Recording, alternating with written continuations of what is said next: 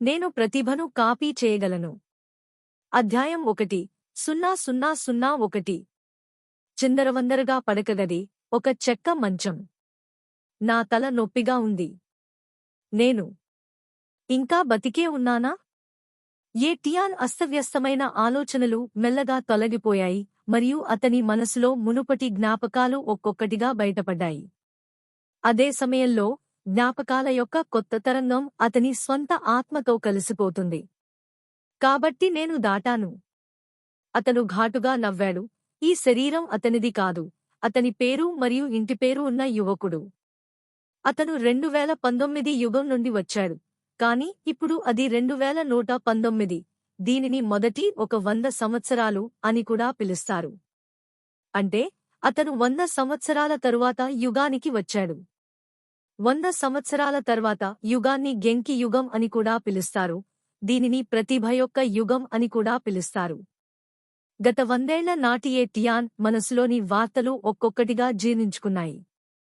2019 ప్రారంభంలో భూమిపై అనేక ప్రాదేశిక పగుళ్లు కనిపించాయి మరియు ప్రాదేశిక పగుళ్ల నుండి లెక్కలేనన్ని క్రూరమైన మృగాలు కురిపించాయి మరియు మానవులు ఒక్కసారిగా ఆహార గొలుసుపై నుండి పడిపోయి భయంకరమైన మృగాల క్రూరత్వంలో జీవించారు.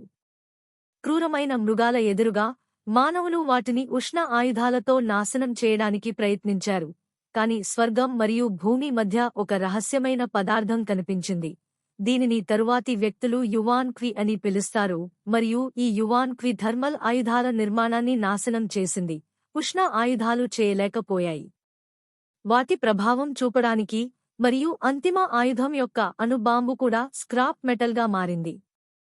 మానవజాతి అకస్మాత్తుగా చల్లని ఆయుధాల యుగంలోకి ప్రవేశించింది మరియు బలహీనమైన మానవులు భీకరమైన మృగాల ప్రత్యర్థులు ఉన్న చల్లని ఆయుధాలపై ఆధారపడతారు. అదృష్టవశాత్తు ఇప్పుడే భూమిలోకి ప్రవేశించిన భయంకరమైన జంతువులు అన్నీ తక్కువ స్థాయి భయంకరమైన జంతువులు. ఇది మానవులకు మనుగడకు అవకాశమిస్తుంది. చాలామంది శాస్త్రవేత్తల పరిశోధనల తరువాత భూమిపై ఉన్న కొత్త రహస్య పదార్థాలను మానవులు ఉపయోగించవచ్చని మానవులు కనుగొన్నారు. కాబట్టి ఒక కొత్త వృత్తి ఉద్భవించింది. యోధులారా, శరీరాకృతిని వ్యాయామం చేయండి, జీవశక్తిని గ్రహించండి మరియు మానవ శరీరం యొక్క పరిమితులను విచ్ఛిన్నం చేయండి మరియు యుద్ధ కళాకారుడిగా ఉండండి. అదే సమయంలో మానవత్వం యొక్క ప్రతిభ తెరుచుకుంటుంది. తక్కువ సంఖ్యలో వ్యక్తులు ప్రతిభను కలిగి ఉన్నారు మరియు సర్వసాధారణం సాగు ప్రతిభ. సాగు ప్రతిభ ఒక వ్యక్తి చివరికి సాధించగల విజయాన్ని నిర్ణయిస్తుంది మరియు సాగు ప్రతిభతో పాటు కత్తి ప్రతిభ వంటి ఇతర ప్రతిభలు ఉన్నాయి. జ్వాల ప్రతిభ, మంచు ప్రతిభ మొదలైనవి. ప్రతిభ మరియు యుద్ధ కళలపై ఆధారపడి మానవులు క్రమేణా క్రూరమైన మృగాలతో పోటీ పడగలుగుతారు. అయితే భూమిపై ఉన్న చాలా ప్రాంతాన్ని క్రూరమైన జంతువులు ఆక్రమించాయి మరియు ఈ ప్రాంతంలో చాలా చిన్న భాగం మాత్రమే మానవులచే ఆక్రమించబడింది మరియు ఒక మనుగడ పునాదిని కలిగి ఉంది. ఒకదాని తరువాత ఒకటి స్థాపించబడింది. ఈ రోజు భూమి గతంలో కంటే చాలా రెట్లు పెద్దదిగా ఉందని, జీవశక్తి ప్రభావంతో భూమి 100 రెట్లు విస్తరించిందని చెప్పాలి. శక్తి, ప్రతిభ, మృగాలు, ఎంత అద్భుతమైన ప్రపంచం! టియాన్ లోతైన శ్వాస తీసుకుని వెంటనే నవ్వింది. బహుశా అతను ఈ యుగానికి రాగలిగితే బాగుంటుంది. అయితే కొద్దిసేపటికే అతని ముఖం బరువెక్కింది. స్పేస్ క్రాక్ కనిపించింది. తేజము వచ్చింది మరియు భూమిపై చాలా తక్కువ సంఖ్యలో ప్రజలు తేజము వచ్చిన రాత్రి వారి ప్రతిభను మేల్కొల్పారు మరియు సాగు ప్రతిభ పుట్టింది మరియు మేల్కొనవలసిన అవసరం లేదు. కాని ఇతర ప్రతిభావంతులు రేపు మరుసటి రోజు మేల్కొలపవచ్చు. కాని ఆ సమయంలో భూమిపై ఉన్నవారికి ప్రతిభను మేల్కొల్పడం మంచిది కాదు. కాని విపత్తు, ఎందుకంటే సరిపోలే బలమైన శరీరం లేదు. మరియు ప్రతిభ యొక్క మేల్కొలుపు మరణాన్ని కనుగొనడం. రికార్డులు. ఆ సమయంలో చాలామంది మానవులు ప్రతిభను మేల్కొల్పడం ద్వారా తీసుకువచ్చిన శక్తివంతమైన శక్తితో నాశనం చేయబడ్డారు మరియు వారు చనిపోయారు లేదా వికలాంగులయ్యారు. నా వివరించలేని ప్రతిభ కారణంగా నేను మేల్కొన్నట్లు అనిపిస్తుంది మరియు మొత్తం వ్యక్తి. ఇది పేలింది. ఆ సమయంలో అతను లెక్కలేనన్ని యువాన్ క్విని గ్రహించాడని టియాన్ ఖచ్చితంగా భావించాడు మరియు మొత్తం వ్యక్తి పేలి మరణించాడు. ఆ సమయంలో నేను ఎలాంటి ప్రతిభను మేల్కొన్నాను? వాస్తవానికి నా శరీరం పేలింది. అయితే 100 సంవత్సరాల క్రితం మానవులు అకస్మాత్తుగా వారి ప్రతిభను మేల్కొల్పారు, ఎందుకంటే వారి శరీరం వారి జీవశక్తికి అనుగుణంగా లేదు. కానీ ఇతర వ్యక్తులు చేయలేకపోయినా ప్రతిభను మేల్కొల్పడం ద్వారా తెచ్చిన శక్తిని భరించండి. గరిష్టంగా వారు చనిపోతారు లేదా వికలాంగులు అవుతారు. నేను మేల్కొన్న ప్రతిభ చాలా తిరుగుబాటుగా ఉంటుందని ఊహించవచ్చు.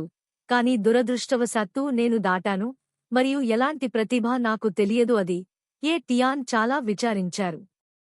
అతని మునుపటి జీవితం మరియు ఈ యుగం యొక్క వార్తలను క్రమబద్ధీకరించిన తర్వాత ఏ టియాంకే నెమ్మదిగా అతని ప్రస్తుత శరీరాన్ని చూశాడు. ఈ శరీరం 15 ఏళ్ల వయస్సుగల శరీరం. ఇది యువాన్ క్వి యుగంలో ఉంచబడింది. ఇది ఇప్పుడే సాగు చేయబడిన కాలం. 15 ఏళ్లు నిండకముందే శరీరం బాగా ఎదగకపోగా సాగుకు అనుకూలం కాదు. కొన్ని పెద్ద కుటుంబాలు శరీర ఎదుగుదలకు ఉత్ప్రేరకంగా కొన్ని విలువైన సంపదలను ఉపయోగిస్తే తప్ప వారు ముందుగానే పండించవచ్చు. 15 ఏళ్లు స్వర్ణయుగమని, 20 ఏళ్లు రాగానే మళ్లీ సాగు చేస్తే ప్రతిభ ఎంతో ఉన్నతంగా ఉన్న భవిష్యత్తులో సాధించే విజయాలు అంతంత మాత్రమే అని చెప్పొచ్చు. అదృష్టవశాత్తు అది వృద్ధుడి శరీరం కాదు, లేకపోతే నేను దయనీయంగా ఉండేవాడిని. లేదు. ఏ టియాన్ ముఖం ఒక్కసారిగా మారిపోయింది.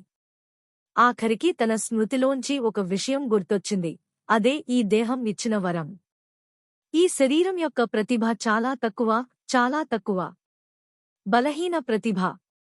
ఈ యుగంలో అత్యంత ముఖ్యమైన ప్రతిభ సాగు ప్రతిభ అని, మరియు తక్కువ నుండి ఎక్కువ వరకు సాగు ప్రతిభ బలహీనమైన ప్రతిభ, ద్వితీయ ప్రతిభ, ప్రాథమిక ప్రతిభ, మధ్యస్థ ప్రతిభ మరియు అధిక ప్రతిభ, పైన ఉన్న ప్రతిభ ఉందని అంటారు. అధిక ప్రతిభ, కాని అది ఏ టియాన్ తెలుసుకోగల రహస్యం కాదు. ఎవరికైనా కనీసం 15 సంవత్సరాల వయస్సు ఉన్నంత వరకు వారు తమ ప్రతిభను వీక్షించడానికి ప్రతిభ రాయిని కొనుగోలు చేయవచ్చు. సాగు ప్రతిభను వీక్షించడానికి మాత్రమే, మరియు ఇతర ప్రతిభను ప్రత్యేక గుణ ప్రతిభ రాళ్లతో మాత్రమే వీక్షించవచ్చు. పూర్వీకుడు 15 ఏళ్లు వచ్చిన తర్వాత తన గదిలో ప్రతిభను తనిఖీ చేయడానికి టాలెంట్ రాయిని కొనుగోలు చేశాడు. కాని అతను బలహీనమైన ప్రతిభను గుర్తించాడు, మరియు అతను నిరాశలో చాలా కోపంగా ఉన్నాడు. కోపంతో, మరియు ఇది వచ్చిన చౌకైన ఏ టియాన్. పాపం, బలహీనమైన ప్రతిభ, ఇది చాలా చెత్త సాగు ప్రతిభ, మరియు మార్షల్ ఆర్టిస్ట్ కావాలనే ఆశ కూడా లేదు. ఏ టియాన్ కూడా నిరాశగా ఉన్నాడు. మార్షల్ అప్రెంటిస్లు మరియు మార్షల్ ఆర్టిస్టులు సాగులో మొదటి 2 రంగాలు, మరియు మార్షల్ అప్రెంటిస్లు వాస్తవానికి నిజమైన రాజ్యం కాదు. మార్షల్ ఆర్టిస్టులు నిజమైన మొదటి రాజ్యం, మరియు మీరు 1000 కాటీల శక్తితో మార్షల్ ఆర్టిస్ట్ కావచ్చు. కానీ మీరు మార్షల్ ఆర్టిస్ట్ కావాలనుకుంటే కనీస పరిమితి తక్కువ ప్రతిభ, బలహీనమైన ప్రతిభ కంటే తక్కువ ప్రతిభ ఒక స్థాయి. కానీ చివరికి అతని జీవితం కేవలం మార్షల్ ఆర్టిస్ట్ కావడానికి ప్రారంభ దశ మాత్రమే. కానీ సాధారణంగా నాసిరకం ప్రతిభకు కనీసం ఒక ఆశ ఉంటుంది. ఒకసారి అతను మార్షల్ ఆర్టిస్ట్ అయ్యాడు, అది మార్షల్ ఆర్టిస్ట్ యొక్క ప్రారంభ దశ అయినా, అతను సాధారణ వ్యక్తుల కంటే పెద్ద మనిషిగా పరిగణించబడతాడు. కానీ బలహీనంగా మరియు ప్రతిభావంతుడిగా ఉండటం ఇబ్బందికరం. మీరు జీవితకాలం పండించినప్పటికీ మీరు ఇప్పటికీ యుద్ధ కళాకారుడు. ఇది ప్రతిభా పరిమితి. నా ప్రతిభను నేను మార్చుకోగలిగితే. ఏ టియాన్ తనను తాను ఓదార్చుకున్నాడు. నాక్ నాక్ నాక్. తలుపు తట్టిన చప్పుడు వినిపించింది. అన్నయ్యా, నువ్వు ఉన్నావా? తలుపు బయటనుంచి కాస్త అపరిపక్వమైన అమ్మాయి గొంతు వినిపించింది. ఈ జీవితంలో తన సోదరి ఏయు అని ఏ టియాన్కు తెలుసు. ఆమెకు ఈ సంవత్సరం 13 సంవత్సరాలు.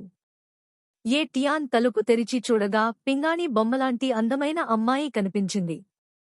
అన్నయ్య, నీ టాలెంట్ ఎలా ఉంది? ఏయు ఆసక్తిగా అడిగాడు. టాలెంట్ అనేది అందరి రహస్యం. అది ప్రియమైన వ్యక్తి అయితే తప్ప ఇతరులు అడిగితే అది రెచ్చగొట్టడం.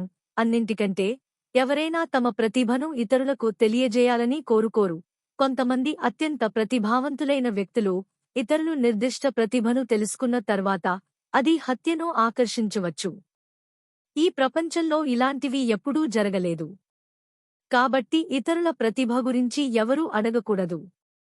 అయితే ఏ టియాన్ సహజంగా తన సోదరిని నిందించలేదు. జియాయు, నా సోదరుడి ప్రతిభ చాలా బాగుంది. భవిష్యత్తులో అతను ఖచ్చితంగా గొప్ప మార్షల్ ఆర్టిస్ట్ కాగలడు. టియాన్ జియాయు వైపు చూస్తూ చిన్నగా నవ్వాడు. కాని అతని నవ్వులో చేదు నిండిపోయింది. కాని మరుసటి క్షణం అతని విద్యార్థులు కుంచించుకుపోయారు, ఆశ్చర్యపోయారు. అతని రెటీనాపై వర్చువల్ ఇమేజ్ కనిపించడం నేను చూశాను. మానవుడు ఏయు సాగు ప్రతిభ తక్కువ. ఐస్ టాలెంట్ ఎలిమెంటరీ అనవేకన్.